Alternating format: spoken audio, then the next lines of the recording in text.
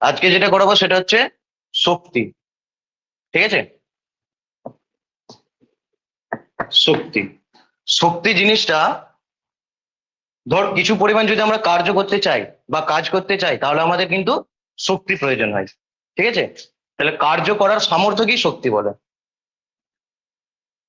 কার্য করার সামর্থ্যকেই শক্তি বলা হয়।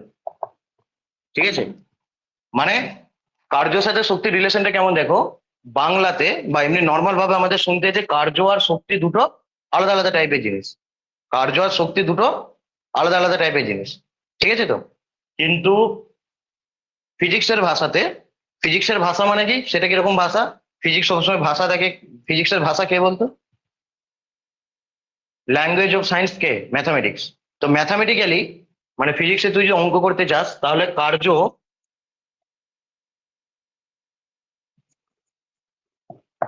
আর শক্তি এটা হচ্ছে পরিপূরক। মানে কোনো অঙ্কে তোকে যদি বলে শক্তি বের করতে, তুমি কার্য বের করতে পারলে অ্যান্সার হয়ে যাবে।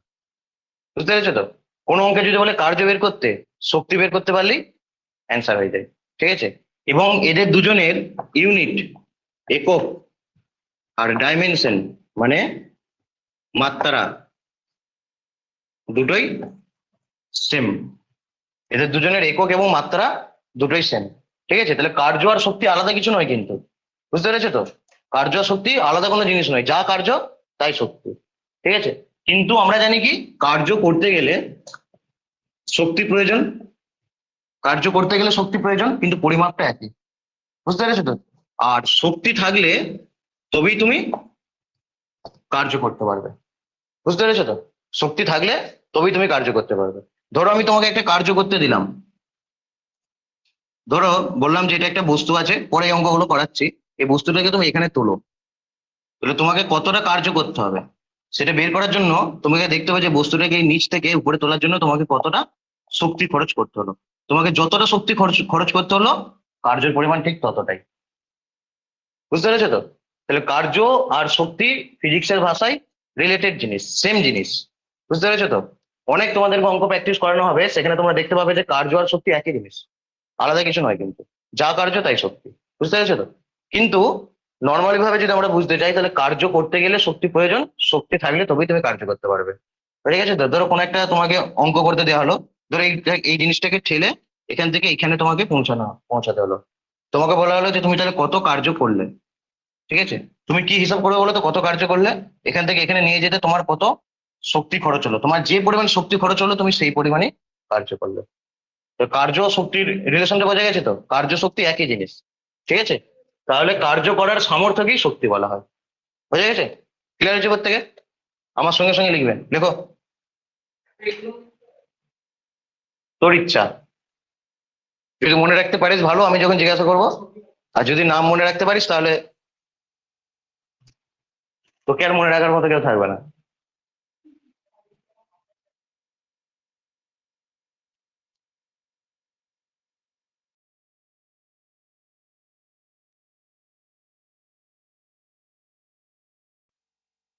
দেখো, পৃথিবীতে টোটাল 8 রকমের শক্তি আছে। ঠিক আছে, দেয়ার আর 8 টাইপস অফ এনার্জি। 8 রকমের শক্তি।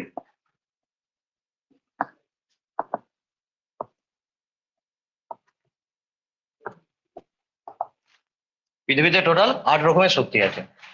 কি নাম সেগুলো? 8টা শক্তি আমি যে কোনো সময় জিজ্ঞাসা করলে যেন সঙ্গে সঙ্গে বলতে পারবে। ঠিক আছে, 1 নম্বর হচ্ছে চৌম্বক শক্তি, শব্দ শক্তি, তড়িৎ শক্তি, আলোক শক্তি,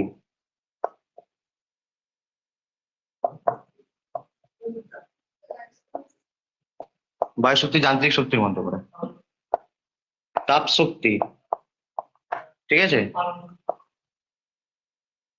পারমাণবিক শক্তি,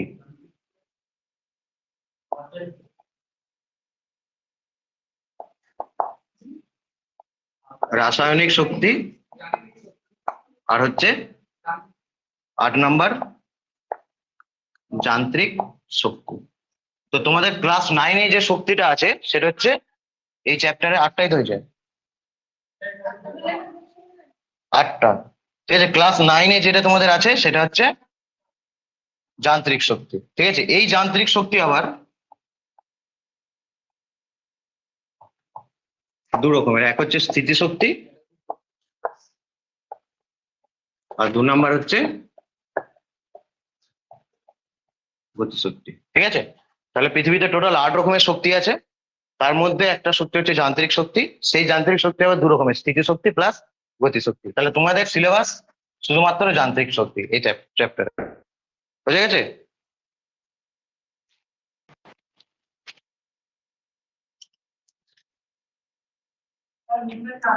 তাড়াতাড়ি তাড়াতাড়ি, মরা আরশোলার মতো লিখলে হবে না, বুঝতে পেরেছিস?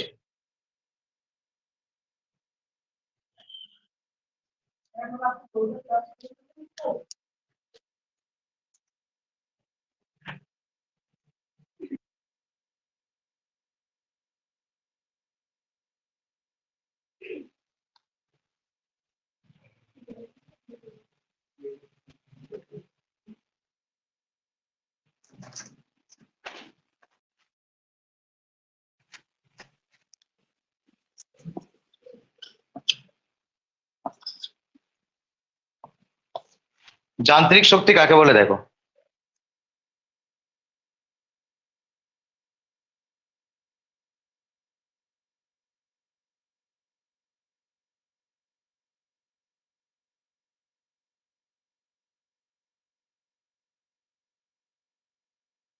দেখুন, কোনো বস্তু তার অবস্থা, ঠিক আছে, অবস্থা বলতে অবস্থান আর কি, কোনো বস্তু তার অবস্থান, আকৃতি,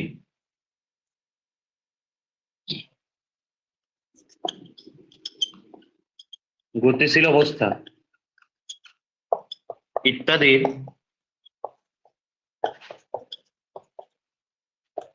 যে কোনো একটির, ঠিক আছে, ইত্যাদির যে কোনো একটির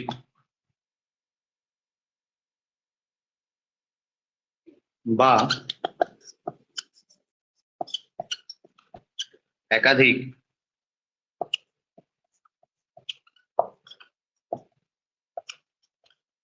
পরিবর্তনের কারণে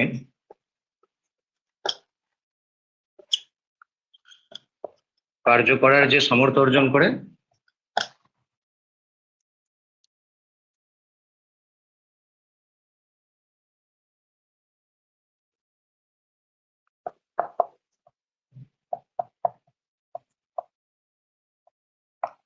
কার্য করার যে সামর্থ্য অর্জন করে তাকে ওই বস্তুটি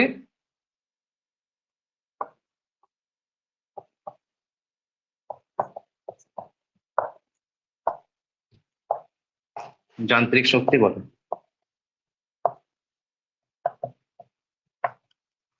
তাকে ওই বস্তুটি যান্ত্রিক শক্তি বলা হয়। তাহলে কোনো বস্তু তার অবস্থান, আকৃতি, গতিশীল অবস্থা ইত্যাদি যে কোনো একটি বা একাধিক পরিবর্তনের কারণে কার্য করার যে সামর্থ্য অর্জন করে তাকে ওই বস্তুটি যান্ত্রিক শক্তি বলা হয়। বুঝে গেছে তো? তার মানে কি, মানে হচ্ছে ধর, একটা একটা করে বলছি দেখ। ধর অবস্থান, ঠিক আছে, একটা বস্তু এখানে আছে, তুমি এটা ধরো ভূপৃষ্ঠ, ভূপৃষ্ঠ থেকে তুমি উপরে নিয়ে চলে এলে, তাহলে এই বস্তুটার মধ্যে একটা কার্য করার সামর্থ্য এসে যাবে। কি করে আসবে? তুমি যদি বস্তুটাকে ভূপৃষ্ঠে আনলে, ধরো একটা ইঁটকে নিচ থেকে পৃথিবী পৃষ্ঠ থেকে তুলে উপরে তুলে আনলে, উপরে তুলে আনার পর সেকে যদি ছেড়ে দাও, নিচে পড়ে দেবে একটা পেরেকের উপরে, যদি পড়ে পেরেকটা ঢুকে যাবে, তাই তো? তার মানে একটা কাজ তো হচ্ছে। তাহলে এটা কি জন্য হচ্ছে, কি জন্য করতে পারলে? অবস্থা পরিবর্তনের জন্য। তার অবস্থানটা পরিবর্তন করলে বলেই তো করতে পারলে। বোঝা গেছে? ক্লিয়ার হয়েছে কি? আকৃতি জিনিসটা দেখো, মনে করো এটা একটা ধনুক, ধনুক, এটা একটা ধনুক, ঠিক আছে, এখানে তুমি তীর লাগিয়ে এটাকে টানলে, তাহলে এরকম করে টেনে আনবে তো, কিন্তু তীর লাগিয়ে এটাকে যদি টেনে দিকে আনো, তাহলে আকৃতিটা পরিবর্তন করা হলো। এরপর তুমি যদি ছেড়ে দাও তাহলে এই ধনুকটা সোজা চলে যাবে, তাহলে এটা তো একটা কার্য হলো। তাহলে এটা কি করে করতে পারলে? আকৃতির পরিবর্তন করতে পারলে, আকৃতির পরিবর্তন করতে পারলে বলেই তো করতে পারলে। বোঝা গেছে? আর গতিশীল অবস্থা, মনে করো এটা একটা বড় কোনো একটা বস্তু আছে, তাকে সরাতে হবে, তুমি কি করলে? এখান থেকে কোনো একটা ভারী কোনো একটা লোহার বলকে এরকম গড়িয়ে গড়িয়ে গড়িয়ে নিয়ে গিয়ে ধাক্কা মারলে তাহলে ঠিক সরে যাবে। তাহলে গতিশীল অবস্থার জন্য কার্য করতে পারছে। বুঝতে পেরেছো তো? তাহলে অবস্থান, আকৃতি, গতিশীল অবস্থা, তিনটের মধ্যে তুমি তিনটি করতে পারো একসাথে, আবার একটা একটা করেও করতে পারো, সেটাই হচ্ছে যান্ত্রিক শক্তি। বুঝে গেছে? ক্লিয়ার হয়েছে?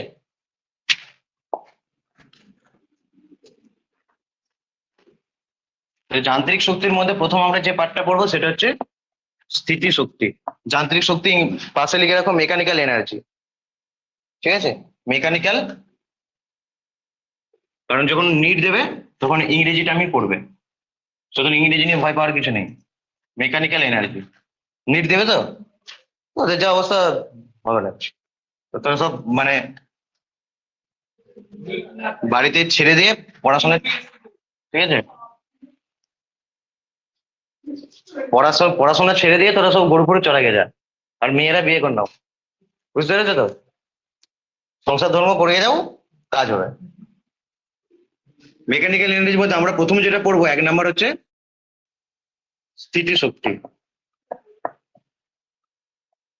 তোদেরকে বললাম না কারণ তোকে বিয়ে করবে না, মেয়েদের বিয়ে হয়ে যাবে। ঠিক আছে? তোদের কেউ বিয়ে করবে না, তোদের গরু ফরু চড়া গে যা। ঠিক আছে? হ্যাঁ, পোটেনশিয়াল, এইদিকে মন, পোটেনশিয়াল এনার্জি। ঠিক আছে? পোটেন পোটেনশিয়াল এনার্জি জিনিসটা কি দেখো, স্থিতি শক্তি।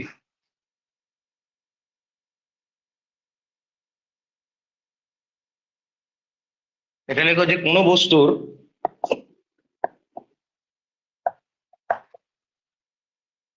স্বাভাবিক আকার বা অবস্থান পরিবর্তনের কারণে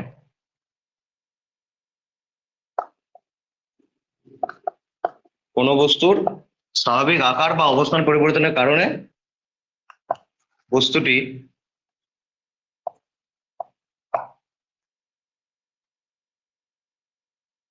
কার্য করার যে সামর্থ্য অর্জন করে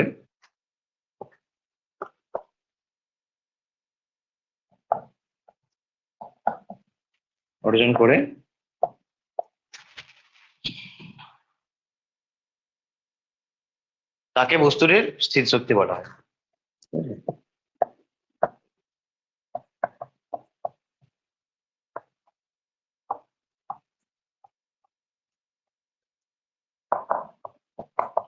তাকে বস্তুটির স্থিতিশক্তি বলা হয়। কোনো বস্তুর স্বাভাবিক আকার বা অবস্থান পরিবর্তনের কারণে বস্তুটি কার্য করার যে সামর্থ্য অর্জন করে তাকে বস্তুটির স্থিতিশক্তি বলা হয়। তারপরে স্থিতিশক্তি জিনিসটা হচ্ছে, তোমরা যে কোনো নদীর পাড় বাঁধানো দেখেছো? নদীর পাড় কিভাবে বাঁধানো হয়, সে কাঠগুলোকে কিভাবে পোতে, দেখোনি তো?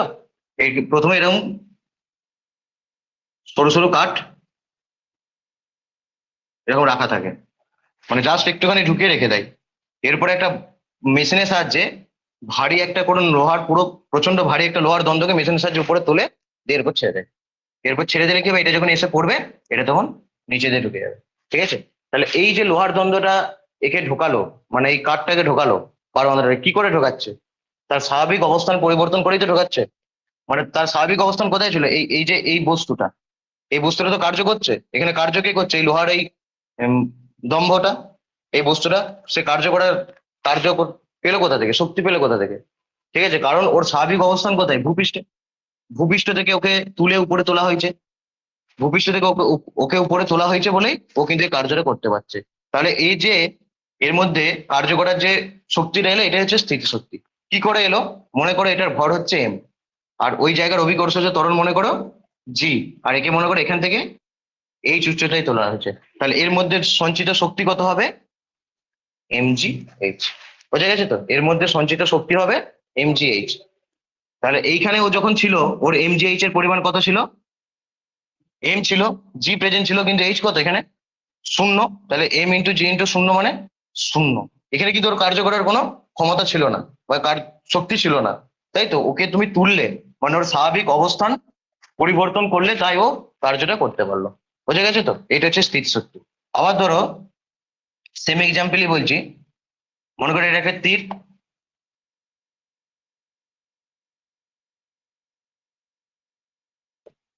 তুমি ধরো কাউকে মারতে চাইছো, আগেকার দিনে যখন বন্দুক বোম এইসব ছিল না, রাজারা যখন যুদ্ধ করতো তীর ওদের প্রধান অস্ত্র ছিল।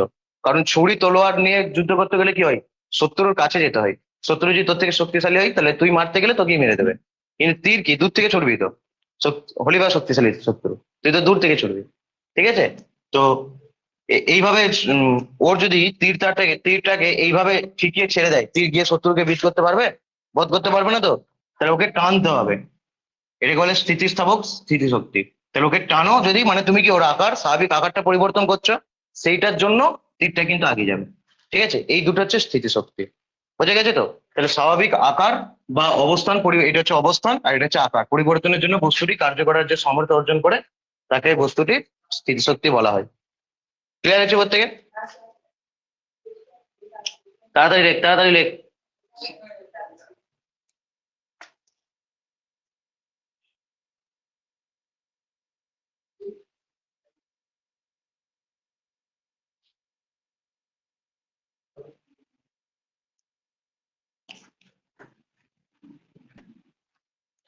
স্থিতিশক্তি বা পোটেনশিয়াল এনার্জি, এটা আবার দু রকমের। ঠিক আছে? স্মৃতিশক্তি এটা দু রকমের, এক হচ্ছে অভিকর্ষীয়,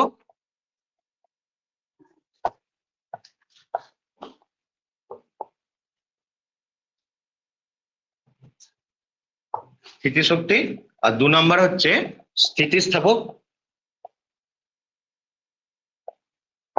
স্থিতিশক্তি। ঠিক আছে? অভিকর্ষ স্থিতিশক্তি বলতে কি, তুমি অভিকর্ষ মানে ভূপৃষ্ঠ থেকে কোনো বস্তুকে তুললে বা নামালে সেটা কার্য করার যে সামর্থ্য অর্জন করে, সেটা অভিকর্ষ স্থিতিশক্তি। সেটার এক্সাম্পল হচ্ছে এই জিনিসটা। আর স্থিতিস্থাপক মানে কি, তুমি তার স্বাভাবিক আকৃতিকে পরিবর্তন করেছো। তোমাদের স্থিতিস্থাপকতা আছে, পদার্থের গঠন ও ধর্ম চ্যাপ্টারেই আছে। ঠিক আছে? তখন স্থিতিস্থাপকতা পড়াবো, তখন আরো ভালো করে বুঝতে পারবে। মানে তুমি তার স্বাভাবিক আকার বা আকৃতি যদি পরিবর্তন করো, তাহলে তো সেটা একটা কার্যকর সামর্থ্য অর্জন করছে। যেমন ধরো, আমার ধরো ইচ্ছা হলো যে কাউকে আমি ডাইরেক্ট লাঠি নিয়ে মারবো না। ঠিক আছে? কিন্তু লাঠিটার স্বাভাবিক আকার এরকম আছে, আমি এইভাবে কিছুটা বাঁকালাম, বাঁকিয়ে ছেড়ে দিলাম তার কাছে গিয়ে, তাহলে এটাও তো একটা কার্য করছে। তাহলে এটা দেখো, স্বাভাবিক আকার থেকে এরকম বাঁকিয়ে আমি স্বাভাবিক আকার পরিবর্তন করছি, তারপরে ছেড়ে দেওয়ার ফলে একটা কার্যকর সামর্থ্য অর্জন করছে। বা তোমরা গার্ডার দিয়ে যদি কাউকে মারতে চাও বন্ধুকে, তাহলে গার্ডারটা এভাবে টেনে যদি বন্ধুর কাছে ছেড়ে দাও, লাগে তো। তাহলে স্বাভাবিক, এইটা হচ্ছে স্থিতিস্থাপক স্থিতিশক্তি। স্থিতিস্থাপক মানে কি, স্থিতিস্থাপকতা একটা ধর্ম, স্থিতিস্থাপকতা একটা ধর্ম, কি ধর্ম? সেই ধর্মটা হচ্ছে যে তার স্বাভাবিক আকারকে পরিবর্তন করতে দেবে না। এই লাঠিটাকে আমি যদি বাঁকাতে চাই, লাঠি কিন্তু আমাকে সহজে বাঁকাতে দেবে না, কিন্তু আমি আমার বল বেশি বলে বাঁকিয়ে দিচ্ছি। তাহলে স্বাভাবিক আকার পরিবর্তন করার, মানে তুমি যদি করতে চাও, তাকে বাধা দেওয়ার ধর্মটাকেই বলা হয় স্থিতিস্থাপকতা। বুঝতে পেরেছো তো? মানে সে বস্তুটা নিজেই বাধা দেবে, তাহলে তুমি এর স্বাভাবিক আকার পরিবর্তন করে যদি কার্য করার করতে পারো, তাহলে সেটা হচ্ছে স্থিতিস্থাপক স্থিতিশক্তি। বুঝে গেছে তো? তাহলে অবস্থানের জন্য এই জিনিসটা, স্থিতিস্থাপক স্থিতিশক্তির জন্য এই জিনিসটা। তোমাদের সিলেবাসে এটা আছে বটে, কিন্তু বেশি গুরুত্ব দেওয়া হয়েছে এই জিনিসটাকে, অভিকর্ষের স্থিতিশক্তিটাকে। বুঝে গেছো তো?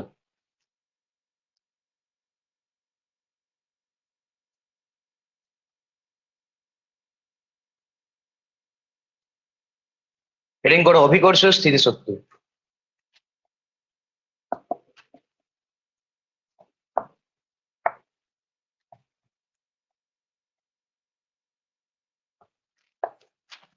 অভিকর্ষীয় স্থিতিশক্তি হচ্ছে যে কোন জিনিসটা বললাম, তার স্বাভাবিক অবস্থান পরিবর্তনের জন্য। ঠিক আছে? ওটাই অভিকর্ষীয় স্থিতিশক্তি। তাহলে লিখে নাও, কোনো বস্তু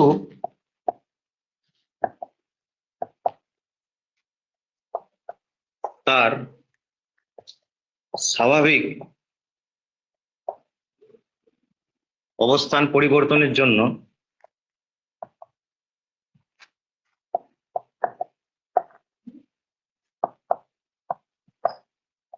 কার্য করার যে সামর্থ্য অর্জন করে,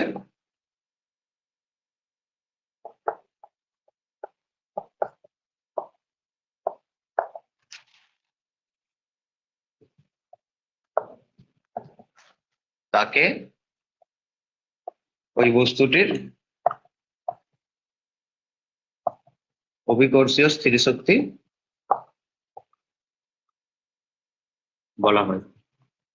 ঠিক আছে? কোনো বস্তু তার স্বাভাবিক অবস্থান পরিবর্তনের জন্য বা পরিবর্তনের কারণে কার্য করার যে সামর্থ্য অর্জন করে, তাকে ওই বস্তুটির অভিকর্ষীয় স্থিতিশক্তি বলা হয়। ঠিক আছে? তাহলে অভিকর্ষ স্থিতিশক্তি মাপার জন্য প্যারামিটারকে ভূপৃষ্ঠ। ভূপৃষ্ঠ থেকে তুমি কতটা উচ্চতায় তুললে, তার ভর কত, আর সেই জায়গার অভিকর্ষজ ত্বরণ কত, এইটা দিয়ে আমাকে অভিকর্ষ স্থিতিশক্তি মাপতে হয়। যেটা হচ্ছে যদি এসআই তে করিস 9.8 জেনারেল যেটা, আর যদি সিজিএস এ করিস তাহলে 980। ঠিক আছে, এসআই তে জি এর ভ্যালু হচ্ছে 9.8 মিটার পার সেকেন্ড স্কোয়ার, আর সিজিএস এ 980 সেমি পার সেকেন্ড স্কোয়ার।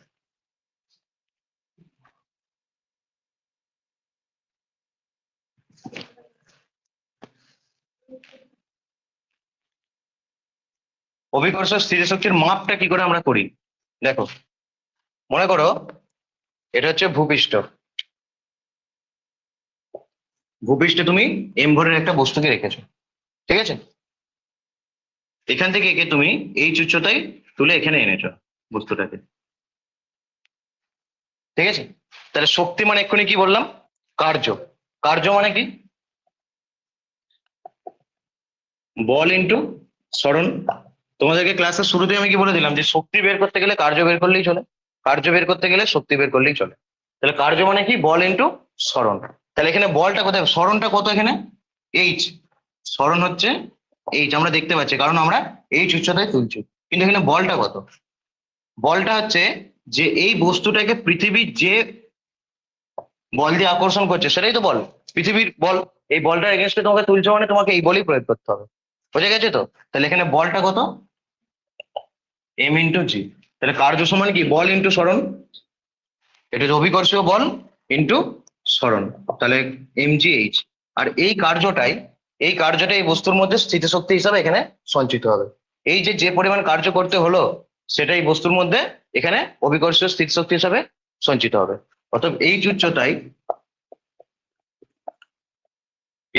বলতে এটা কিন্তু ভূপৃষ্ঠ থেকে, এটা লিখে নাও ভূপৃষ্ঠ থেকে। ভূপৃষ্ঠ থেকে এইচ উচ্চতায় এম ভরের বস্তুকে তুলতে কার্য করতে হয় এমজিএইচ, ঠিক আছে। এই কৃতকার্যই বস্তুটির মধ্যে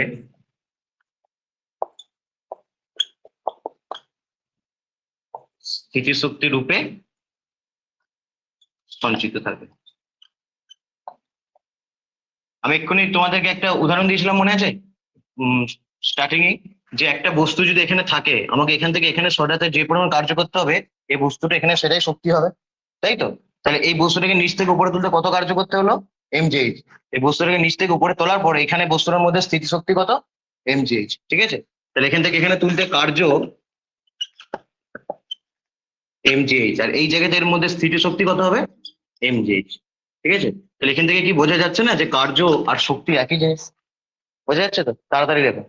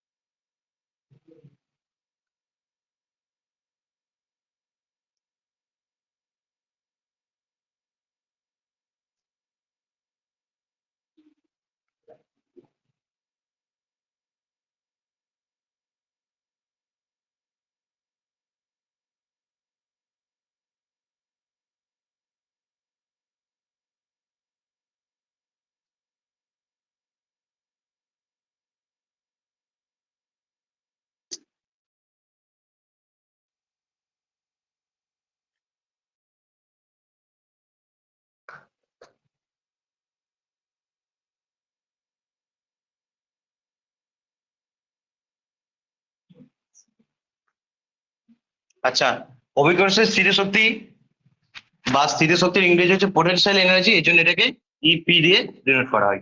পি সাফিক্সে থাকে পি ফর পটেনশিয়াল এনার্জি, ঠিক আছে তো, ইপি। আচ্ছা দেখো,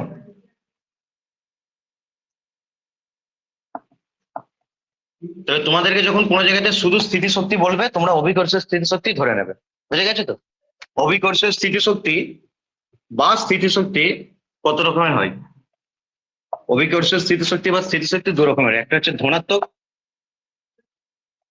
ধনাত্মক স্থিতিশক্তি বা অভিকর্ষের স্থিতিশক্তি,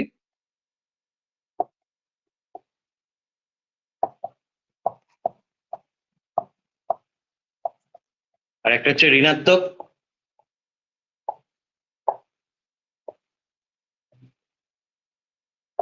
অভিকর্ষীয় স্থিতি শক্তি। এই দুটো জিনিস কি দেখো, স্থিতিশক্তি পরিমাপের জন্য কাকে তোমার প্যারামিটার বা স্ট্যান্ডার্ড পজিশন কোনটাকে ধরা হয়? পৃথিবী পৃষ্ঠকে, তাই তো, পৃথিবী পৃষ্ঠ বা ভূপৃষ্ঠকে।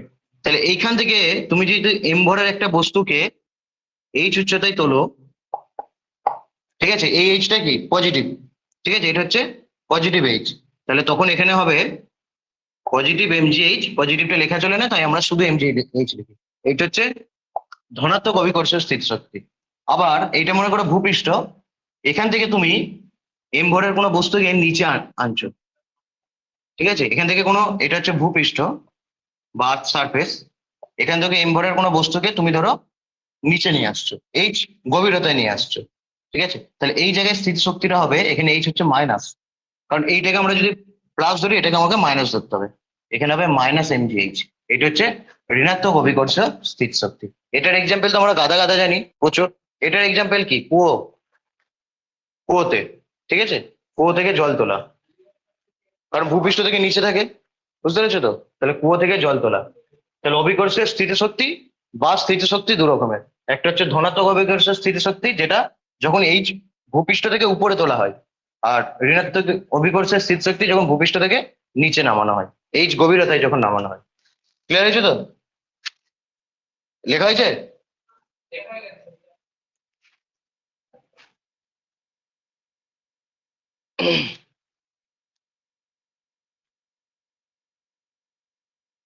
আর একটা কি যেন স্থিতিশক্তি, অভিকর্ষের স্থিতিশক্তি ছাড়াও ছিল স্থিতিস্থাপক স্থিতিশক্তি। আমি তোমাদেরকে স্থিতিশক্তির যে সংজ্ঞাটা লিখিয়েছি, ওর মধ্যেই অভিকর্ষীয় স্থিতিস্থাপক দুটোই ঢুকে আছে। অবস্থানের জন্য অভিকর্ষীয়, আর আকৃতির জন্য স্থিতিস্থাপক। তাহলে কোনো বস্তুর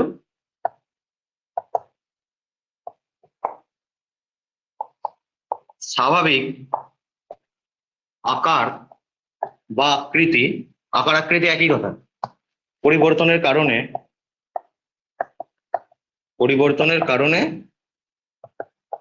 বস্তুটি কার্য করার যে সামর্থ্য অর্জন করে,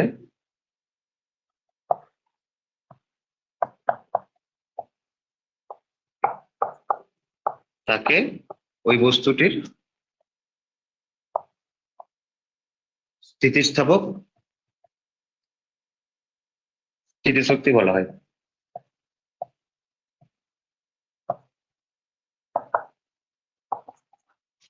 ঠিক আছে, বাড়িতে খাওয়া দাওয়া আর ঘুম বাদে এবারে পড়াশোনাও করতে হবে, ঠিক আছে, আর যদি না করতে পারো তো বাড়ি ছেড়ে দাও, সবচেয়ে ভালো হয় পৃথিবী ছেড়ে দিবে, বেঁচে থাকিয়ে কি করবি, বুঝলি? পৃথিবীর মঙ্গল হবে, অন্তত খাদ্য সংকটটা কমবে, ঠিক আছে।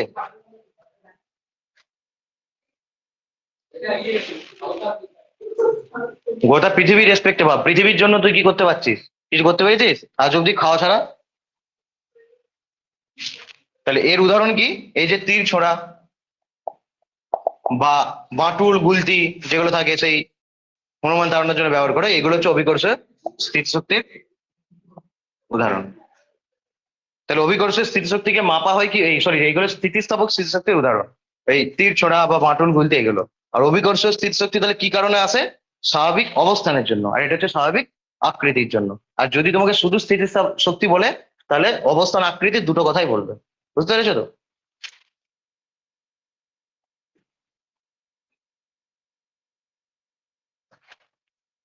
তাহলে স্থিতিশক্তির পরিমাপ ইপি ইকুয়াল টু আমরা কি পেলাম, এমজি এইচ। ঠিক আছে, এই দেখে কিছু কোশ্চেন করো। হুম, নর্মালি বেশিরভাগ ক্ষেত্রে শুধু প্লাসটাকেই ধরা, মানে গর্তে ঢোকানোর সংখ্যাটা কম।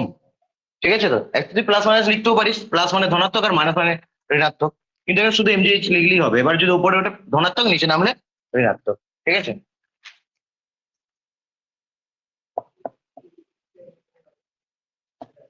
50 কেজি ভরের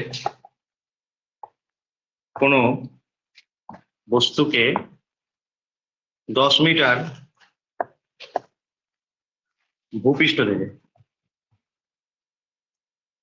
ভূপৃষ্ঠ থেকে 10 মিটার উপরে তুলতে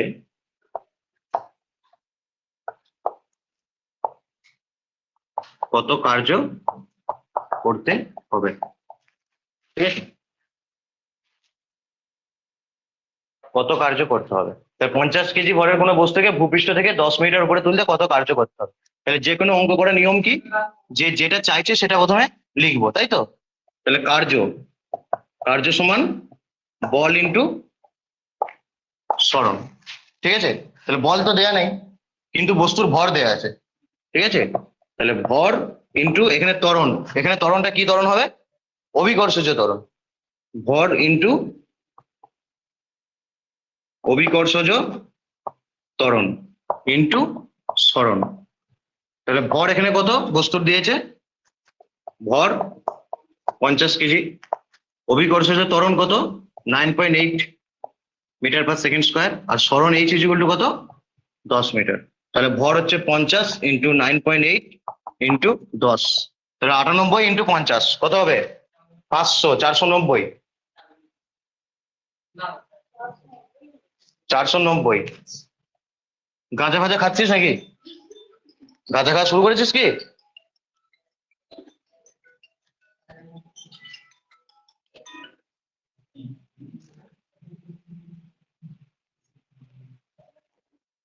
তাহলে হচ্ছে 490 জুল। সেম জিনিসটা দেখো, যে তুমি বস্তুটার ভর কত? 50 কেজি, একে তুমি 10 মিটার উপরে তুলেছো, তুলতে কত আমাকে কার্য করতে হয়েছে? ওয়ার্ক ডান হচ্ছে 490 জুল এখানে তুলতে। এই কোশ্চেনটা আমি যদি তোমাকে বলতাম যে 50 কেজি ভরের একটা বস্তু যদি 10 মিটার উপরে তোলা হয়, বস্তুর স্থিতিশক্তি কত হবে? এটাই হবে। বোঝা গেছে তো? তাহলে এটা আমি যদি তোমাকে বলতাম যে 50 কেজি ভরের একটি বস্তুকে 10 মিটার উপরে তুললে বস্তুর মধ্যে কত স্থিতিশক্তি সঞ্চিত হবে, বা বস্তুটির শক্তি কত হবে, তাহলে তুমি তখন কি করতে? স্থিতিশক্তি যখনই বলেছি তোমরা এই ফর্মুলা লাগাতে, এমজিএইচ, এম হচ্ছে 50, জি হচ্ছে 9.8, আর এইচ হচ্ছে 10, তাহলে 490 জুল। তাহলে দেখো কত কৃতকার্য করতে হলো। আর 50 কেজি ভরের একটা বস্তুকে 10 মিটার উপরে দিলে তার স্থিতিশক্তি কত হবে, সেই জিনিসটা দেখো একই আসছে ম্যাথামেটিক্যালি। ঠিক আছে, 4900 হবে এটা, 98 ইন্টু 50, 4900 হবে। ঠিক আছে, 98 ইন্টু 50, 4900 হবে।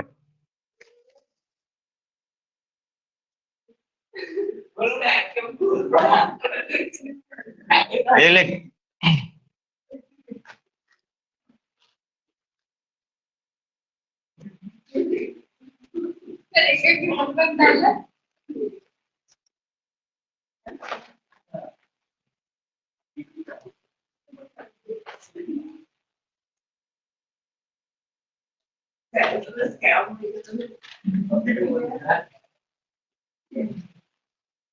আচ্ছা দেখো তো, কারোর মধ্যে অভিকর্ষের স্থিতিশক্তি সঞ্চিত হওয়া মানে কি?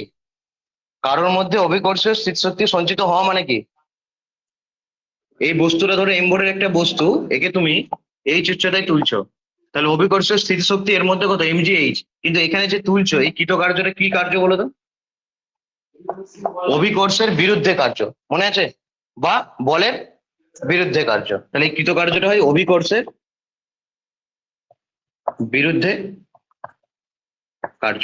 তাহলে তোমাদেরকে যদি এরকম কোশ্চেন করা হয় যে 40 কেজি ভরের একটি বস্তুকে 10 মিটার উপরে তুলতে, 40 কেজি ভরের একটি বস্তুকে 10 মিটার উপরে তুলতে অভিকর্ষের বিরুদ্ধে কত কৃতকার্য করতে হবে, তাহলে সেম অ্যান্সার। তুমি তার স্থিতিশক্তি বার করবে, 40 ইন্টু 9.8 ইন্টু 10, তো বেরিয়ে যাবে এটা। বোঝা গেছে? আচ্ছা, তাহলে এই হচ্ছে স্থিতিশক্তি। স্থিতিশক্তি অঙ্ক করা কোনো ব্যাপারই নয়, একটাই ফর্মুলা এমজিএইচ, কোনো ম্যাটারই নয় স্থিতিশক্তি অঙ্ক করা। কিন্তু গতিশক্তি এবার দেখো, শক্তির দুটো ভাগ তো, একটা স্থিতিশক্তি, একটা গতিশক্তি। গতিশক্তি ইংরেজি হচ্ছে কাইনেটিক এনার্জি, ঠিক আছে? ইকে, কাইনেটিক এনার্জি, ই সাফিক্সে কে, ই এর পাশে কে নয়, ঠিক আছে, সাফিক্সে কে।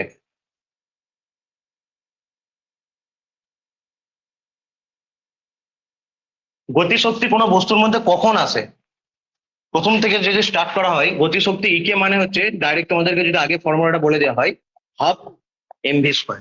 তার কোনো বস্তুর যদি গতিশক্তি আসতে হয় তাহলে তার ভি থাকতে হবে, ভি মাস্ট। তার কোনো বস্তুর মধ্যে যদি গতি থাকে তবেই তার গতিশক্তি আসে, ঠিক আছে? তাহলে গতিশক্তি কাকে বলে, যদি এটা সংজ্ঞা পড়ে, তাহলে কোনো বস্তু তার গতিশীলতার জন্য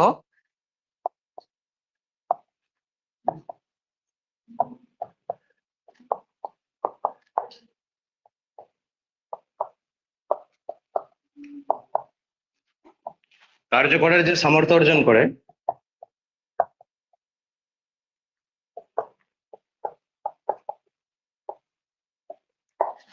তাকে ওই বস্তুর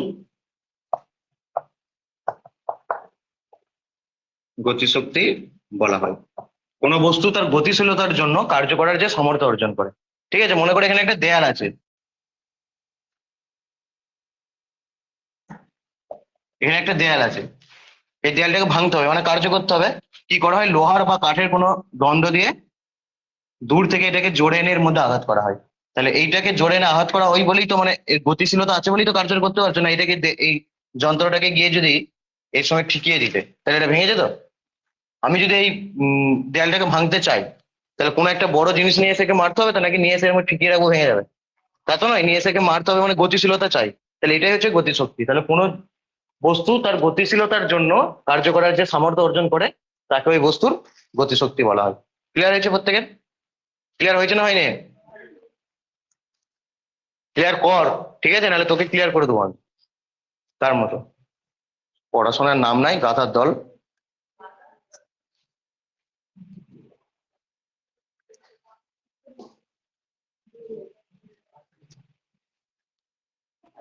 দেখো এর ম্যাথামেটিক্যাল ফর্মটা, গতিশক্তির, গতিশক্তি E K is equal to half M V square. গতিশক্তি E K equal to half M V square. এই জিনিসটা আসে কোথা থেকে, বা হাফ এমভি স্কোয়ারের প্রমাণটা দেখো, ঠিক আছে? মনে করো এইদিকে মন দাও, এইদিকে এম ভরের একটা বস্তু আছে, ঠিক আছে? একে তুমি এফ বল প্রয়োগ করলে, যার ফলে বস্তুটা এস পরিমাণ ধরো সরণ হলো। তাহলে এম ভরের বস্তুতে এফ বল প্রয়োগ করার ফলে তোর এস পরিমাণ সরণ হলো। তাহলে আমি তোমাদেরকে প্রথমেই কি বললাম, যে কারো শক্তি নির্ণয় করতে গেলে কার্য বের করলেই হয়ে যাবে, কার্য বের নির্ণয় করতে গেলে শক্তি বের করলেই হয়ে যাবে। তাহলে এম ভরের বস্তুতে তুমি এফ পরিমাণ যদি বল প্রয়োগ করে তার সরণ এস হয়, তাহলে কৃতকার্য, কৃতকার্য কত হবে, কৃতকার্য কত হবে, এফ ইন্টু এস। কৃতকার্য মানে কি, বল ইন্টু সরণ, তাহলে এফ ইন্টু এস, ঠিক আছে? তো মনে করো বস্তুর মধ্যে এ ত্বরণ সৃষ্টি হয়েছে, বা ধরো তো হ্যাঁ, এই বস্তুটার মধ্যে এ ত্বরণ সৃষ্টি হয়েছে, কারণ বল প্রয়োগ করলেই তো ত্বরণ সৃষ্টি হয়। নিউটনের সেকেন্ড ল কি বলছে, কোনো বস্তুর উপর বল প্রয়োগ করলে তার ভরবেগের পরিবর্তন হয়, আর ভরবেগের পরিবর্তন মানেই কি, ত্বরণ, ঠিক আছে? ভরবেগের পরিবর্তনের হারকে আমরা কি বলি, ত্বরণ। ভরবেগের পরিবর্তনের হারকে আমরা বলি ত্বরণ। তাহলে কোনো এ ত্বরণ সৃষ্টি হয়েছে, তাহলে বল মানে কত হবে, বস্তুর ভর ইন্টু ত্বরণ ইন্টু এস পরিমাণ সরণ হয়েছে। বস্তুর প্রাথমিক অবস্থায় ইউ ইকুয়াল টু কত ছিল, 0। মনে করো এখানে এসে তার গতিবেগ হয়ে গেছে ভি, তাহলে সেই সেকেন্ড চ্যাপ্টার থেকে V square is equal to কি, ইউ স্কোয়ার প্লাস 2 এস, এখানে এই টার্মটা কত, 0। তাহলে V square is equal two 2 S, S is equal to কি, ভি স্কোয়ার বাই 2 এ। এই এস এর ভ্যালুটা আমি এখানে বসাচ্ছি, এই এস এর ভ্যালুটা আমি এখানে বসাচ্ছি, ভি স্কোয়ার বাই 2 এ। তাহলে এ কেটে গেল, হাফ এমভি স্কোয়ার। তাহলে গতিশক্তির ফর্মুলা কি, হাফ এমভি স্কোয়ার। বুঝে গেছে তো, গতিশক্তির ফর্মুলা হচ্ছে হাফ এমভি স্কোয়ার।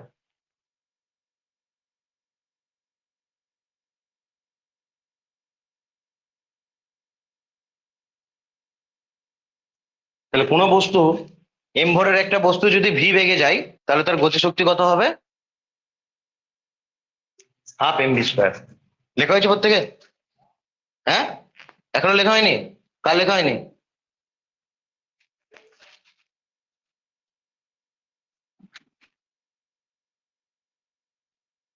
গিলতে দিলে তো সবার আগে গিলে ফেলবি, আর লেখার সময় নেই তো, কথা প্রচুর তো।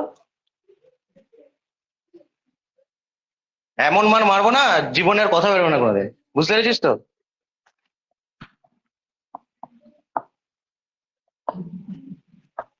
মুখ শুধু খাওয়া ছাড়া অন্য অন্য কোনো সময় আর অন হবে না। আর তারপরেও বেশি বাড়াবাড়ি করলে খাওয়া বন্ধ হয়ে যাবে।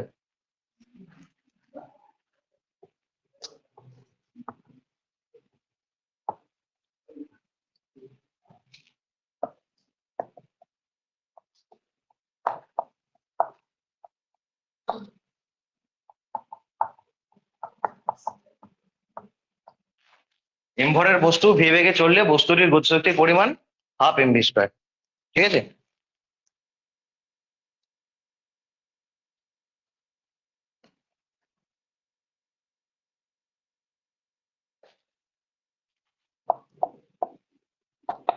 আচ্ছা দেখো, স্থিতিশক্তি কি ছিল? ধনাত্মক স্থিতিশক্তি আর ঋণাত্মক স্থিতিশক্তি। ধনাত্মক স্থিতিশক্তি মানে ধনাত্মক অভিকর্ষীয় স্থিতিশক্তি। যদিও স্থিতিশক্তি দু রকম, অভিকর্ষীয় স্থিতিশক্তি আর স্থিতিস্থাপক স্থিতিশক্তি, কিন্তু তোমাদের শুধু যখন যদি শুধু স্থিতিশক্তির কথা বলে তাহলে জানবে সেটা অভিকর্ষীয় স্থিতিশক্তি বলছে, তা তোমাদের ওটাই আছে। ঠিক আছে? তাহলে স্থিতিশক্তি দু রকমের ছিল, ধনাত্মক ঋণাত্মক। তাহলে গতিশক্তিও কি দু রকমের হবে? ঠিক আছে?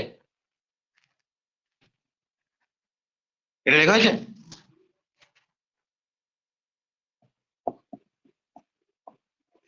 কোন বস্তুর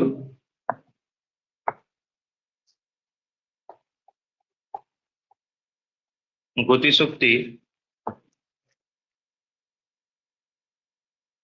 ঋণাত্মক হতে পারে কি? কোন বস্তুর গতিশক্তি ঋণাত্মক হতে পারে কি? এটা লেখো, লিখে এখানে একটা গ্যাপ রেখো। গ্যাপ রাখবে, দিয়ে অ্যান্সার শুরু করবে। কারণ এখানে একটা কোশ্চেন অ্যাড করে দেওয়া হবে, সেই কোশ্চেনটার অ্যান্সারও এটাই। বুঝতে পেরেছো তো? তাহলে কোনো বস্তুর গতিশক্তি ঋণাত্মক হতে পারে কি? ঠিক আছে? দেখো, গতিশক্তি E K equal to half M V square. তার মানে কি? হাফ ইন্টু বস্তুর ভর ইন্টু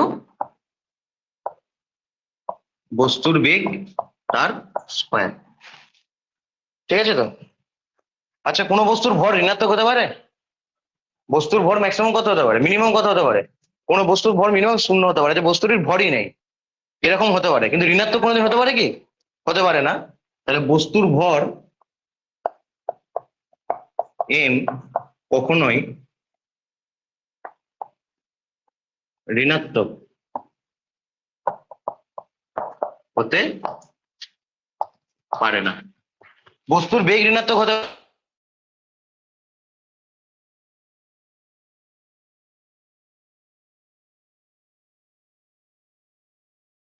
ফ্রেম সাপেক্ষে তোমার বেগ মনে করো পজিটিভ, তুমি এইদিকে যাচ্ছ বলে, আর একজন অন্য কেউ একজন ধরে এইদিকে যাচ্ছে, তাহলে এই ফ্রেমের সাপেক্ষে তার বেগ হচ্ছে ঋণাত্মক।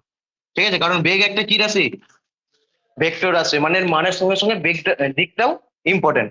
তুমি যদি ইনার্শিয়াল ফ্রেম, এখানে তুমি যদি এই ফ্রেমের রেসপেক্টে একে ধনাত্মক ভাবো, তাহলে একে তোমাকে ঋণাত্মক ভাবতে হবে। এই ক্লিয়ার, এই কনসেপ্ট গুলো ক্লাস 9-এ ভালো করে ক্লিয়ার হবে। এখন যতটুকু হয় শুনে নাও।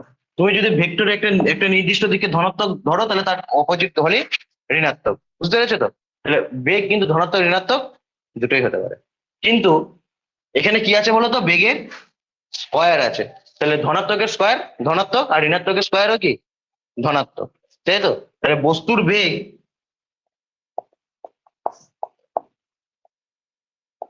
ধনাত্মক বা ঋণাত্মক যাই হোক না কেন,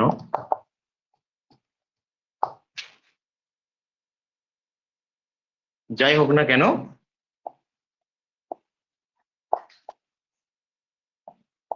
বস্তুর বেগের বর্গ, স্কোয়ারের বাংলা কি বর্গ তো, না বর্গমূল? বর্গ। আর স্কোয়ার রুট মানে বর্গমূল। বস্তুর বেগের বর্গ সর্বদাই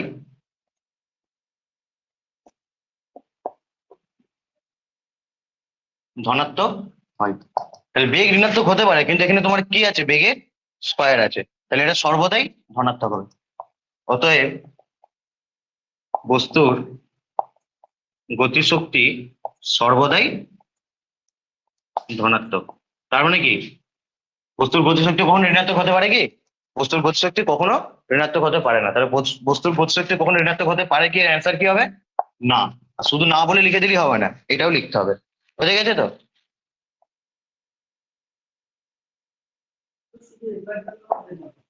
হুম,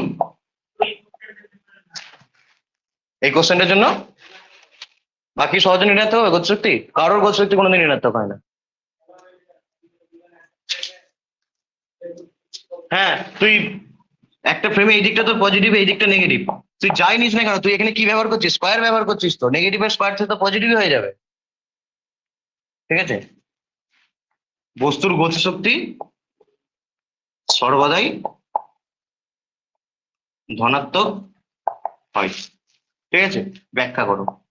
এই দুটো কোশ্চেনই পড়ে, যেটা পড়বে সুন্দর করে লিখে দিয়ে চলে আসবে। পরীক্ষার হলে আমাদেরকে কি করতে হবে বলছে, এই যে অনেকে বলছে মাধ্যমিক ইংরেজিতে কম নাম্বার, এতে কম নাম্বার, ওতে কম নাম্বার, ওদের বারবার আমি বলি যে পরীক্ষার হলে নিজে সেজে গিয়ে কোনো লাভ নাই।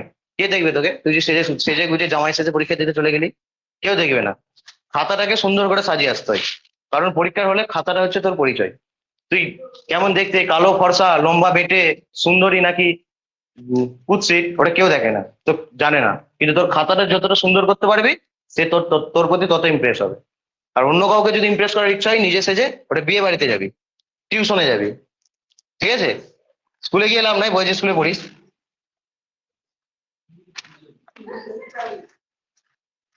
তাহলে বস্তুর গতিশক্তি ঋণাত্মক কোনোদিনই হতে পারে না, বস্তুর গতিশক্তি অলওয়েজ ধনাত্মক। বোঝা গেছে তো?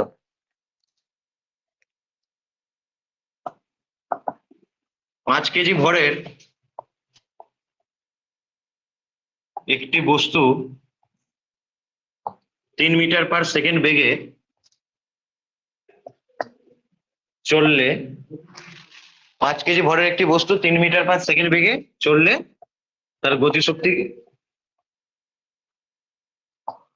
গতিশক্তি কত হবে?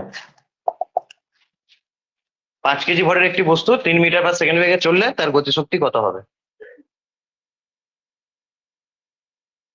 তাহলে দেখো, গতিশক্তি ফর্মুলা হচ্ছে E K equal to half M V square. যে কোনো অঙ্ক করার নিয়ম হচ্ছে কি, যে জিনিসটা চাইছে তার ফর্মুলা লিখে দাও, দিয়ে দেখো যে সেই ফর্মুলাটা যে যে জিনিস দিয়ে গঠিত সেই জিনিসগুলো আছে কিনা। যদি থাকে ভালো, যদি না থাকে বের করতে হবে, কি আর করা যাবে।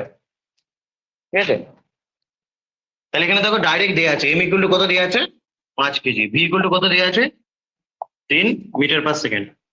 তাহলে ডাইরেক্ট বসিয়ে দেবো, হাফ ইন্টু 5 ইন্টু 3 এর স্কোয়ার, তার মানে হাফ ইন্টু 5 ইন্টু 9, 5 9 45, 45-এর হাফ কত, 27.5 নাকি? 45-এর হাফ কত, 22.5, এত জুল। ঠিক আছে, এত জুল। তোমাদেরকে পড়ানোর শুরুতেই আমি কিন্তু বলে দিয়েছি, শক্তি আর কার্যের একক আর মাত্রা একই, সুতরাং একক কি, এসআই তে জুল, আর সিজিএস এ আর আর মাত্রা হচ্ছে m(L²T⁻²)-2। ঠিক আছে, ওই জন্য আর এখানে শক্তির আলাদা করে একক মাত্রা করালাম না, বুঝতে পেরেছো তো? গতি শক্তি বলুক, স্থিতি শক্তি বলুক, এগুলো হচ্ছে যান্ত্রিক শক্তি, বা তাপ বলুক, আলো বলুক, যাই বলুক না কেন, শক্তি বললেই একক মাত্রা কার্যের সাথে। এসআই হলে জুল, সিজিএস হলে আর মাত্রা বলে m(L²T⁻²)-2। দেখো, এই অঙ্কটা আমি যদি তোমাদেরকে এরকম দিতাম, ঠিক আছে, যে 5 কেজি ভরের একটি বস্তু 3 মিটার/সেকেন্ড বেগে চলছে। ঠিক আছে, এবার অঙ্কটাকে চেঞ্জ করে দিচ্ছি, বস্তুটিকে তোমরা আবার লেখো, থামাতে কত কৃতকার্য করতে হবে? 5 কেজি ভরের একটি বস্তু 3 মিটার/সেকেন্ড বেগে চলছে, বস্তুটিকে থামাতে কত কৃতকার্য করতে হবে? বুঝতে পেরেছো তো? এই অঙ্কটা কি করে করবে, একই অঙ্ক, সেম অঙ্ক, এইটাই করবে। গতি শক্তি যে কত বেরোলো, 22.5 জুল। অতএব বস্তুটিকে থামাতে 22.5 জুল কৃতকার্য করতে হবে। একই অঙ্ক একই ডেটা দিয়ে কেন করলাম? বা তোমাদেরকে এটাই বোঝাতে চাইলাম যে কোনো জায়গাতে কৃতকার্য চাইলে শক্তি বের করলে হবে, শক্তি চাইলে কৃতকার্য বের করলেই হয়ে যাবে। বুঝে গেছে তো? ক্লিয়ার হয়েছে প্রত্যেকের? হয়েছে তো ক্লিয়ার? বেশ, দেখবো।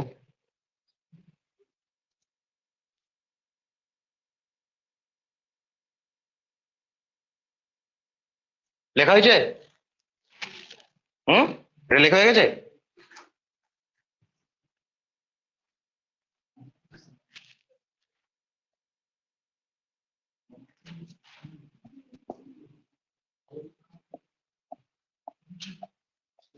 এম ভরের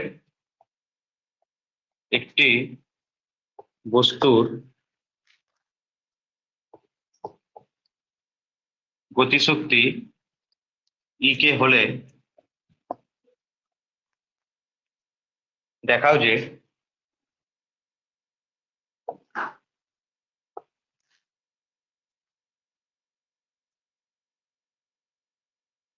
বস্তুটির ভরবেগ p equal to twice M E K. ঠিক আছে?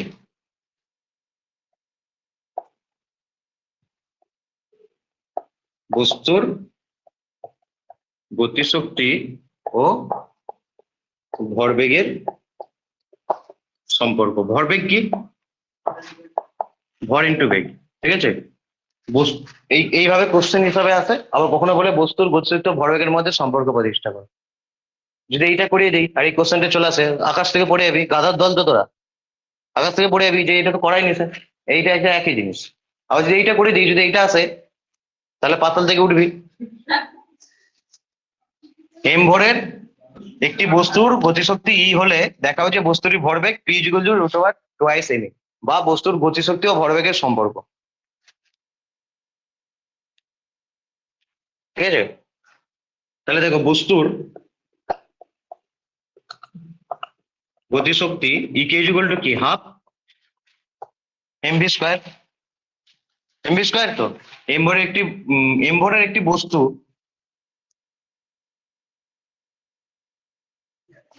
এম ভরের এবং ভি বেগে চলমান, এটা লিখলেও হবে, না লিখলেও হবে। ঠিক আছে? কারণ ভি টার্মটা কোথাও লাগে না, তাও লিখে নাও। বস্তুর গতিশক্তি E K equal to half M V square. বুঝে গেছে তো? তাহলে এই জিনিসটাকে আমি লিখছি half M square V square. M M কে কি করে এম স্কোয়ার করে দিলাম? তার মানে উপরে নিশ্চয়ই এম গুণ করেছে একটা, আর উপরে একটা এম গুণ করলে নিচে একটা কি করতে হবে? এম ভাগ করতে হবে তো, ডিভাইডেড বাই এম। বোঝা গেল? উপরে একটা এম গুণ, নিচে একটা এম ভাগ।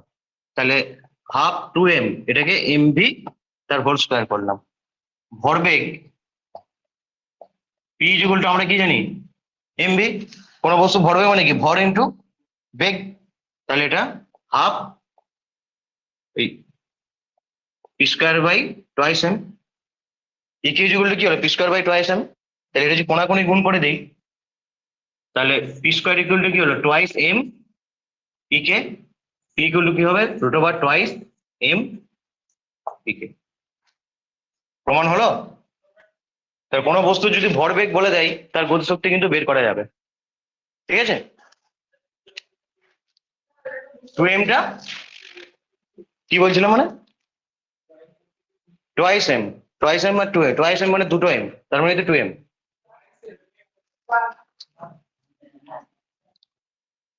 উপরটাও লেখা হয়নি?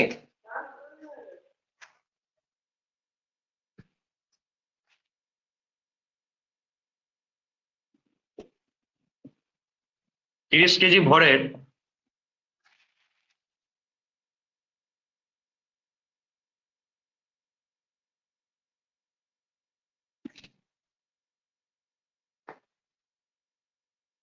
একটি বস্তুর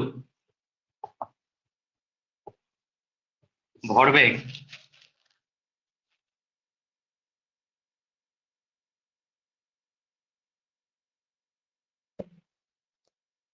30 কেজি ভরের একটি বস্তুর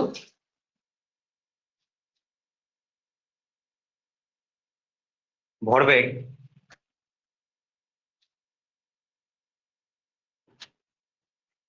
30 কেজি মিটার পার সেকেন্ড হলে ভরবেগ একক কি কেজি মিটার পার সেকেন্ড, তো 30 কেজি ভরের একটি বস্তুর ভরবেগ 30 কেজি মিটার পার সেকেন্ড হলে বস্তুটির গতিশক্তি কত? 30 কেজি ভরের একটি বস্তুর ভরবেগ 30 কেজি মিটার পার সেকেন্ড হলে বস্তুটির গতিশক্তি কত?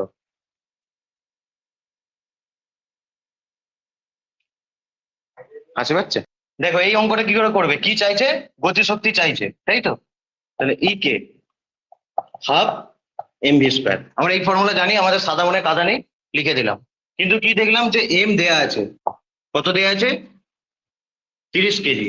আর কি দেয়া আছে? ভরবেগ দেয়া আছে 30 কেজি মিটার সেকেন্ড। এবার তোমাদের তো ভি তো দেয়া নেই, তাহলে ভি আমরা কি করব? তখন আমাকে কি করতে হবে, একে ভরবেগের টার্মে আনতে হবে। ঠিক আছে, আমি M V square divided by M, তাহলে half P square by M, তাহলে হাফ ইন্টু পি এর ভ্যালু কত? 30, তাই তো? 30 তার হোল স্কোয়ার ডিভাইডেড বাই 30, তারপরে হাফ 30 স্কোয়ার মানে কি 30 × 30, আর নিচে একটা 30 আছে, একটা 30 কেটে যাবে, তাহলে হাফ ইন্টু 30, তার কথা হচ্ছে 15 জুল।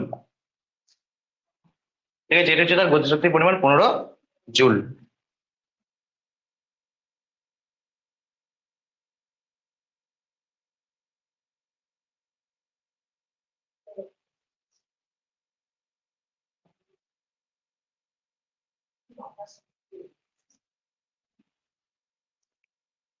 হয়েছে? ক্লিয়ার হয়েছে? হ্যাঁ হ্যাঁ হ্যাঁ হ্যাঁ, ওরকম করে হবে।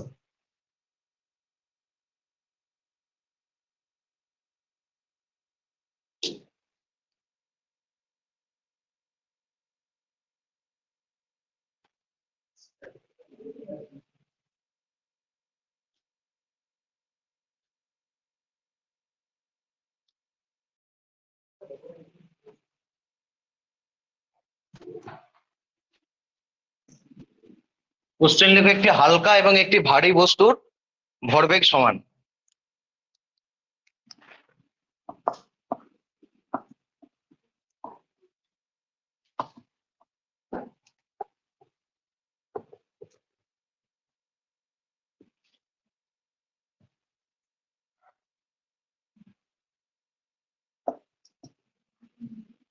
একটি হালকা এবং একটি ভারী বস্তুর ভরবেগ সমান, কার গতিশক্তি বেশি হবে?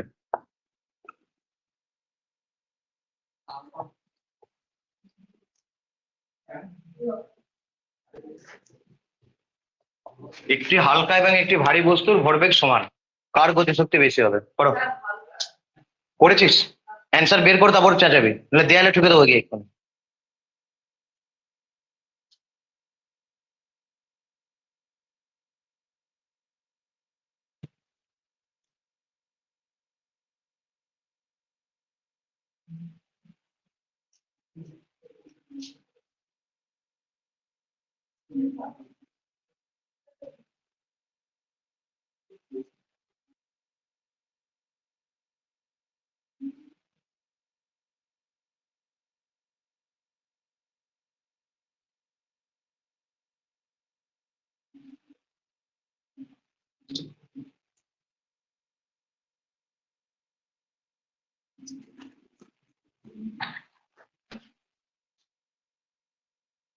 দেখো এই অ্যান্সারটা কি করে করবে,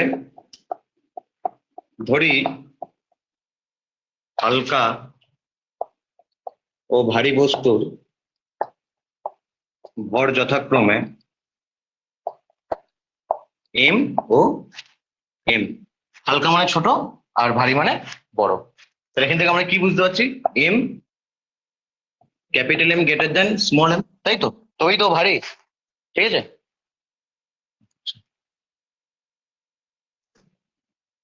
এবং তাদের বেগ, ভরবেগ যখন বলেছে নিশ্চয়ই বেগ আছে, বেগ ছাড়া ভরবেগ আসে কি? আসে না। এবং তাদের বেগ যথাক্রমে স্মল ভি ও ক্যাপিটাল ভি। এটা আমরা কিন্তু জানি না, এটা জানি আমরা যে কে বড় কে ছোট, জানি না? জানি না, জানি না।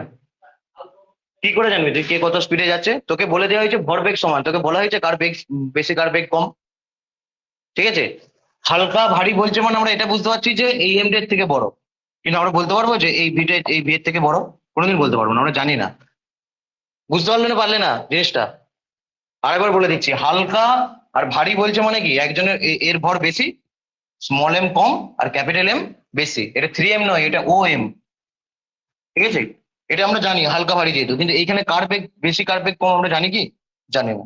ঠিক আছে, এবার কি, যেহেতু তাদের ভরবেগ সমান, যেহেতু তাদের ভরবেগ সমান, তাহলে কি হালকা বস্তুর ভরবেগ কত? হালকা বস্তুর ভরবেগ ইকুয়াল টু ভারী বস্তুর ভরবেগ। ভরবেগ, তাহলে হালকা বস্তুর ভরবেগ হচ্ছে স্মল এমভি, দুটোই স্মল, আর ভারী বস্তুর ক্যাপিটাল এম। ঠিক আছে, এখান থেকে আমরা কি করলাম, ভি বাই ভি, ভি গুলোকে এক মানে এই ভিটাকে নিচে আনছি, তাহলে এম বাই এম হবে। এম বাই এম হবে তো, M by M greater than 1। ভারী বস্তুর ভরটা তো হালকা বস্তুর ভরের থেকে বেশি, তার মানে এম বাই এম তো গ্রেটার দেন 1 হবে, তাই তো? তাহলে small V greater than capital V, small V greater than capital V.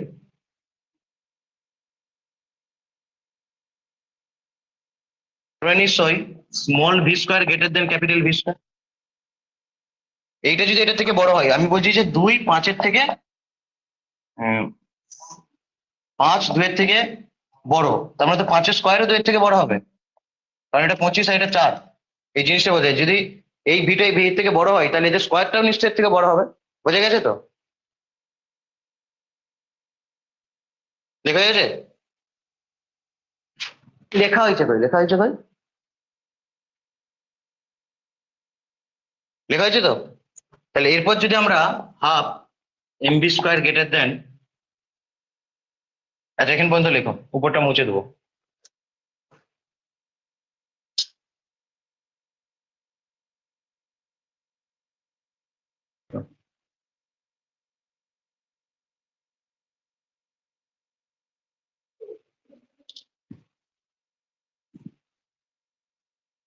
হয়েছে?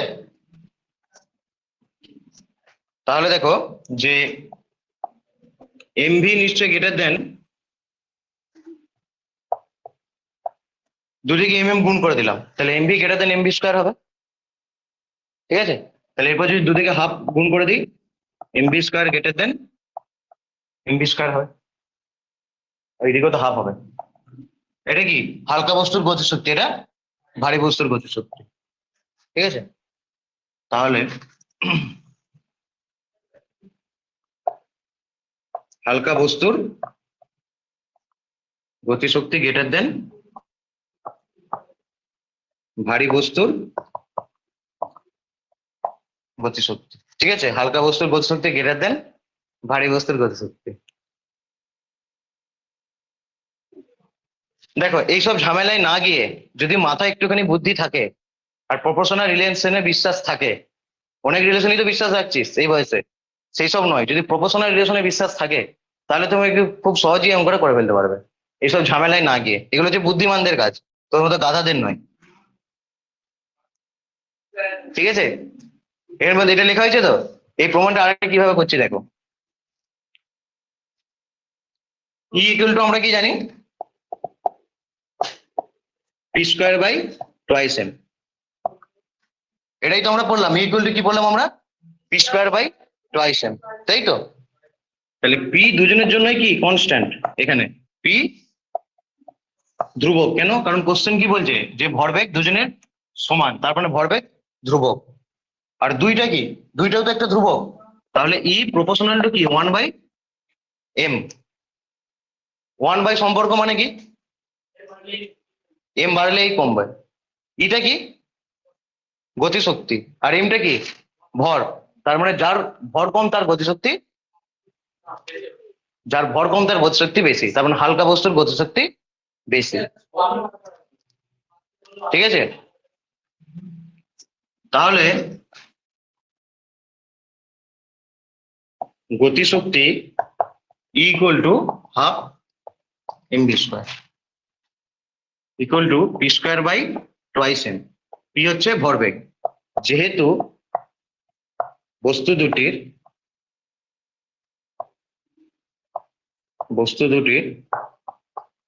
ভরবেগ একই,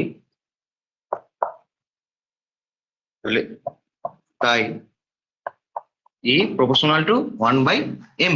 ঠিক আছে তো, ই প্রপোর্শনাল টু 1/m, তার মানে কি E1/E2 ইকুয়াল টু M2/M1। ঠিক আছে, এখানে ডান দিকে লিখে নেবে বা এখানে লিখে নেবে যে ভারী বস্তুর বেগ, এই ভারী বস্তুর ভর মনে করো M1, আর হালকা বস্তুর ভর মনে করো M2। ঠিক আছে, তাহলে ভারী বস্তুর গতিশক্তি E1 আর হালকা বস্তুর গতিশক্তি E2। কারণ ভারী বস্তুর ভর ধরেছে M1, তাই ভারী বস্তুর গতিশক্তি E1, হালকা বস্তুর ভর M2, হালকা বস্তুর গতিশক্তি E2। ঠিক আছে, তাহলে এটা কি ই প্রপোর্শনাল টু 1/m। কেন? কারণ যেহেতু ভরবেগ পি একই না হলে কিন্তু এটা তুমি করতে পারতে না। ঠিক আছে, তাহলে অতএব এটা M1 ভারী, M2 হালকা, তার মানে M1 নিশ্চয়ই গ্রেটার দেন M2, তবেই তো এ ভারী। ঠিক আছে, তাহলে M1/M2 গ্রেটার দেন কত? 1, তাই তো। M1/M2 গ্রেটার দেন 1, তাহলে কিন্তু আমি কি লিখতে পারি? উল্টে দিলে M2/M1 লেস দেন 1, তাই তো। M1/M2 যদি গ্রেটার দেন 1 হয়, M2/M1 লেস দেন 1। ঠিক আছে, তাহলে M2/M1, তাহলে এটাকে কি লিখতে পারি? Less than 1। তার মানে E1/E2, সরি এটা গ্রেটার হয়ে গেছে, লেস দেন 1। তাহলে এখান থেকে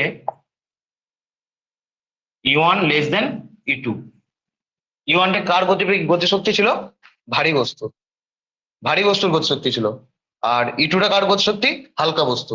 অতএব হালকা বস্তুর গতিশক্তি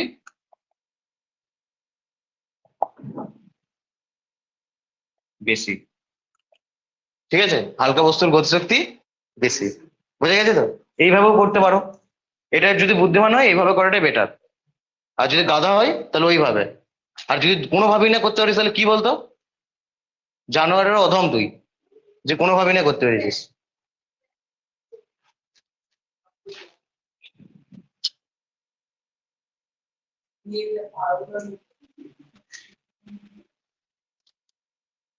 এবার এর উল্টো অঙ্কটা দিচ্ছি। কি এটা কি করে করলাম বোঝা গেল না? কোন জায়গাটা বোঝা যায়নি? হ্যাঁ, এই জায়গাটা E1/E2 ইকুয়াল টু M2/M1 কি করে হলো, তাই তো?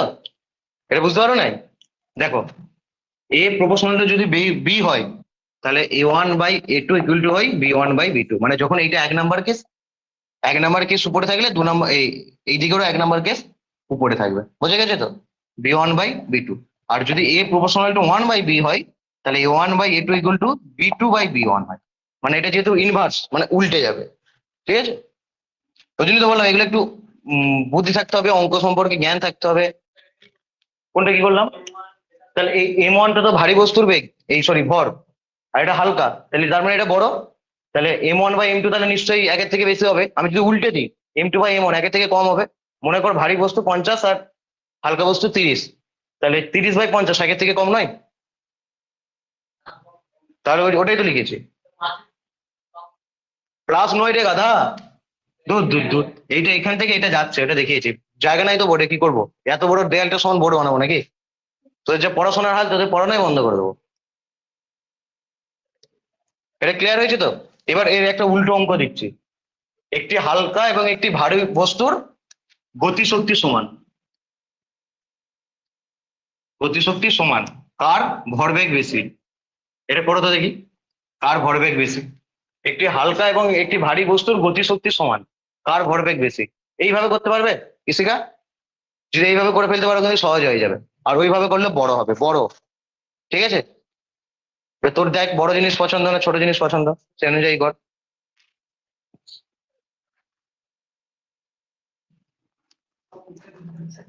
গেলার সময় তো বড় মিষ্টি চাই, মাছ খাওয়ার সময় বড় পিস চাই। ঠিক আছে, চুপচাপ এই দিকে দেখ। দেখো এইটা কি করে করবো, একটা হালকা বস্তু এবং একটি ভারী বস্তুর গতিশক্তি সমান, আমরা কার ভরবেগ বেশি, মানে কাকে বের করতে বলছে, ভরবেগ বের করতে বলছে। তাহলে ভরবেগ পি ইজ ইকুয়াল টু কি, root over twice M E by M E, তাই তো?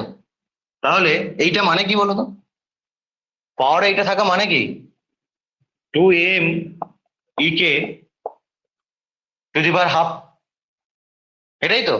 রুট ওভার মানে টু দি পাওয়ার হাফ, পাওয়ার শেখা হয়েছে তো, করনি? ঠিক আছে, ধরি ভারী বস্তুর ভর m1 এবং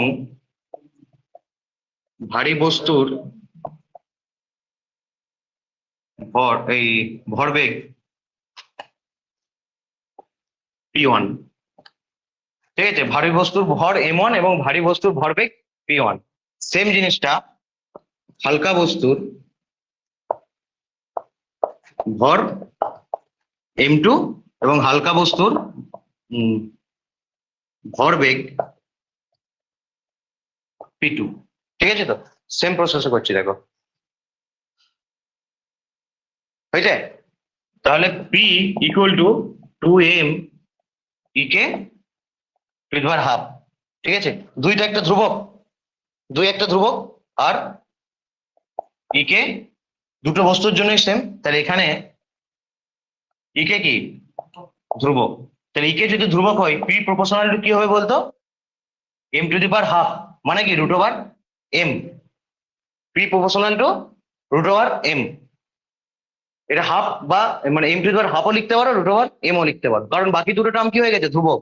আর ওখানে কি ছিল, ই এর সঙ্গে যখন করছিল বলছিল 1/, কেন হচ্ছিল, কারণ ওখানে ফর্মুলাটা কি ছিল, P square by twice M.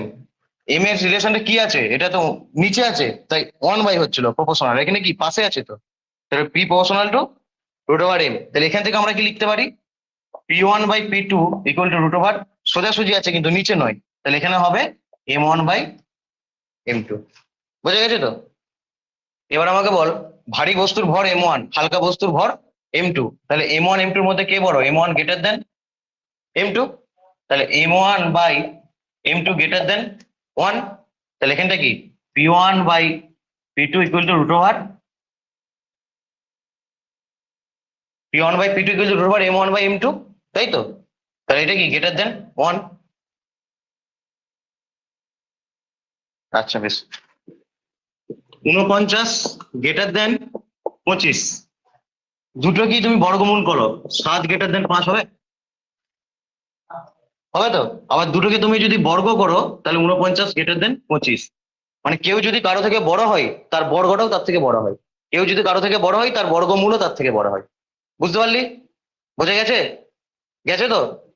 আচ্ছা, কেউ যদি কারো থেকে বড় হয় তার বর্গমূলও তার থেকে বড় হবে, কেউ যদি কারো থেকে বড় হয় তার বর্গও তার থেকে বড় হবে, এটা মাথায় রাখবি, ঠিক আছে? তাহলে m1/, যেহেতু m1 গ্রেটার দেন m2, তাহলে রুট ওভার m1/√m2 এটাও গ্রেটার দেন 1, এটাও গ্রেটার দেন 1, তার মানে p1/p2 গ্রেটার দেন 1, এটা কি ডিনোট করছে, p1 greater than p2। p1 কি ছিল, ভারী বস্তুর ভরবেগ, p2 কি ছিল, হালকা বস্তুর ভরবেগ। সুতরাং এখানে লিখে দিবে অতএব ভারী বস্তুর ভরবেগ হালকা বস্তুর ভরবেগের চেয়ে বেশি। এটা হচ্ছে সবচেয়ে সহজ প্রসেস, একটু মাথায় ঘি থাকতে হবে, ঠিক আছে? বাঁদরের দল কোথাকার।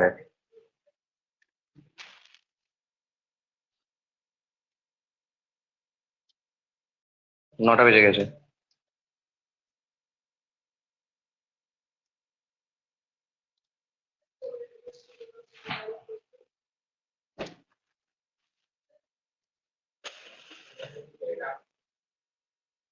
ব্যাস, এবার দেখো কি হয়েছে, ডাকু।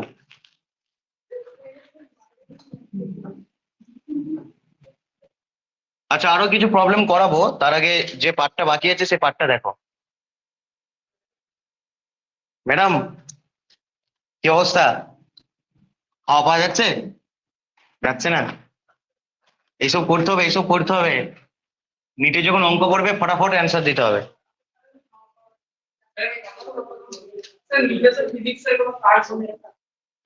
এইদিকে এইদিকে মন দে, এইদিকে মন দে, ঠিক আছে?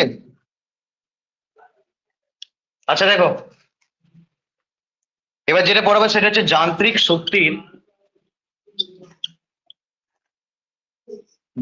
শক্তির নিত্যতা। ঠিক আছে?